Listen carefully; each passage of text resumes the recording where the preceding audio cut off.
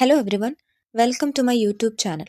So in the last class we have discussed the part 1 of Buddhism and Jainism. ഞാൻ already പറഞ്ഞു 5 minutes video ആയിട്ടാണ് നമ്മൾ ചെയ്യുന്നത്. അതിൽ നമ്മൾ ഈ സെക്കൻഡ് പാർട്ടിൽ ഇനി ബുദ്ധിസം ആൻഡ് ജൈനിസത്തിൻ്റെ മെയിൻ ടീച്ചിങ്സും റിലീജിയൻ എങ്ങനെയാണെന്നുള്ള ഡീറ്റെയിൽസ് ആണ് നോക്കാൻ പോകുന്നത്. സോ നമുക്ക് സ്റ്റാർട്ട് ചെയ്യാം.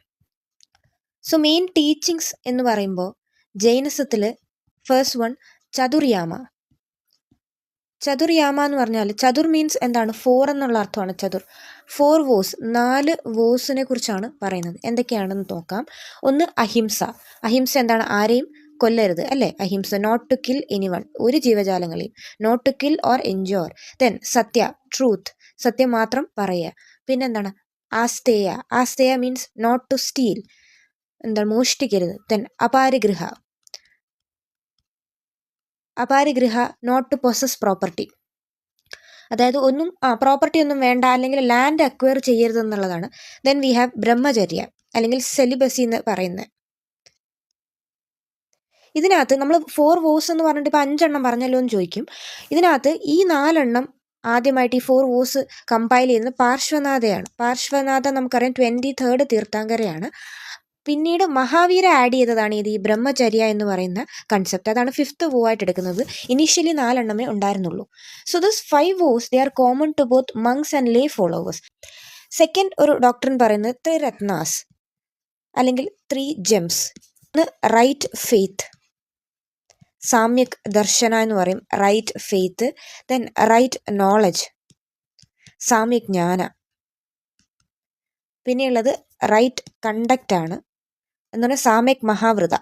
ഈ 3 എണ്ണമാണ് എന്ത്? 3 ജെംസ് അല്ലെങ്കിൽ ത്രിരത്ന ഓഫ് ജൈനിസം.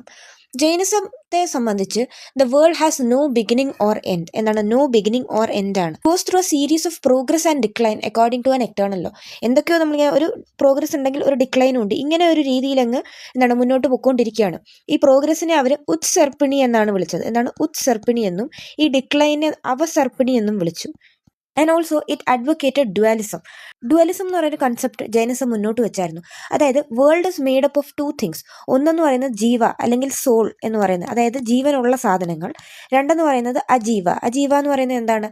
മാറ്റർ ആണല്ലേ. ഈ പറഞ്ഞ കൂട്ട് ലൈഫ് ഇല്ലാത്ത, ലൈഫ്ലെസ് ആയിട്ടുള്ള സാധനങ്ങൾ. അപ്പോൾ ജീവനുള്ളതും ജീവനില്ലാത്തതും കൂടി ചേരുന്നതാണ് എന്ത്? ഈ പറയുന്ന കൂട്ട് ലോകം. And they are eternal. ഇത് രണ്ടും എന്താണ്? എറ്റേണൽ ആണ് എന്നുള്ളതാണ് പറയുന്നത്. ഈ ഒരു ഡുവലിസവും ഇവർ അഡ്വക്കേറ്റ് ചെയ്തിരുന്നു. ഇതിനകത്ത് ഈ ജീവയും അതേപോലെ തന്നെ അജീവയും കൂടെ ഒരുമിച്ച് വരുമ്പോഴാണ് എന്ത്?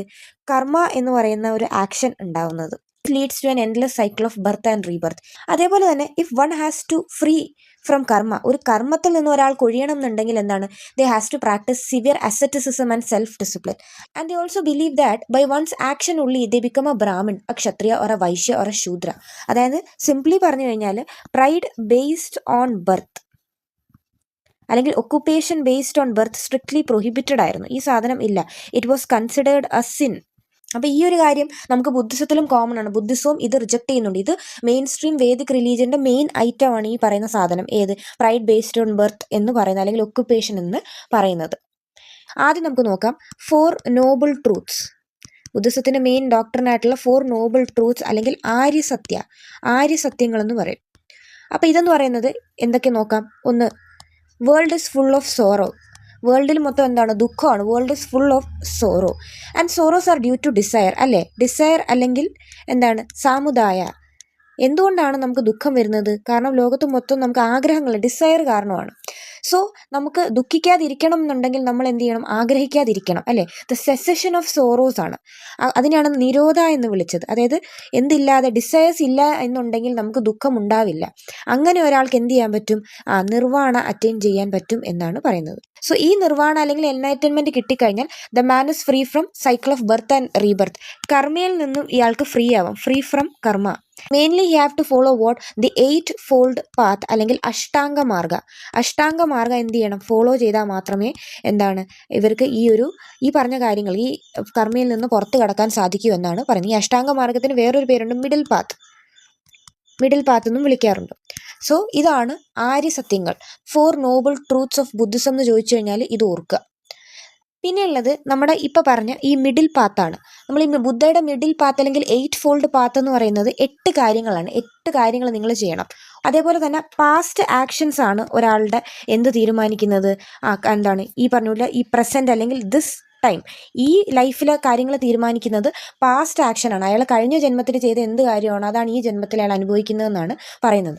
So in order to get out of this കർമ്മയ്ക്ക് പുറത്തേക്ക് പോകണം എന്നുണ്ടെങ്കിൽ എന്താണ്, ഹീ ഷുഡ് അറ്റെയിൻ നിർവാണ. ഇവിടെ നിർവാണ അറ്റെയിൻ ചെയ്യണം എന്നാണ് ബുദ്ധ പറയുന്നത്. അങ്ങനെയാണെങ്കിൽ നിങ്ങൾക്ക് എന്ത് ചെയ്യാൻ പറ്റും, ഈ കർമ്മ എന്ന പ്രോസസ്സിൽ നിന്നും പുറത്ത്, ഈ endless cycle of birth and റീബർത്തിൽ നിന്ന് പുറത്ത് കിടക്കാം. സോ ഈ നിർവാണ അറ്റെയിൻ ചെയ്യണമെങ്കിൽ നിങ്ങൾ എന്ത് ഫോളോ ചെയ്യണം, ഈ മിഡിൽ പാത്ത് ഫോളോ ചെയ്താൽ നിങ്ങൾക്ക് എന്ത് ചെയ്യാൻ പറ്റും, ഈ കർമ്മയെ നിങ്ങൾക്ക് മാറ്റാൻ സാധിക്കും എന്നാണ് പറഞ്ഞത്. അതേപോലെ ഈ ജൈനിസം പ്രൊപ്പോണ്ട് ചെയ്ത പോലെ എന്താണ്, നോ വയലൻസ് പറ്റത്തില്ല. അതായത് അഹിംസ എന്നുള്ളത് ഇവരുടെയും ഒരു കൺസെപ്റ്റ് ആയിരുന്നു. അതേപോലെ പ്രൈവറ്റ് പ്രോപ്പർട്ടി ഇല്ലേ, നമ്മൾ നേരത്തെ പറഞ്ഞ അപാരിഗൃഹ ഇൻ ജൈനിസം, അത് പറ്റത്തില്ലായിരുന്നു. ഇൻടോക്സിക്കൻസ് എടുക്കരുതെന്ന് എന്താണ് ബുദ്ധിസത്തിൽ പറയുന്നുണ്ട്. അതുപോലെ തന്നെ കള്ളം പറയരുത്, സത്യം മാത്രം പറയുക, അത് പറയുന്നുണ്ട്. പിന്നെന്താണ് സെക്ഷൽ മിസ്കണ്ടക്ട്. കർമ്മ എന്നുള്ളത് ബുദ്ധിസത്തിലും ജൈനിസത്തിലും എന്താണ് ഒരേപോലെ തന്നെ പറയുന്ന കാര്യമാണ്.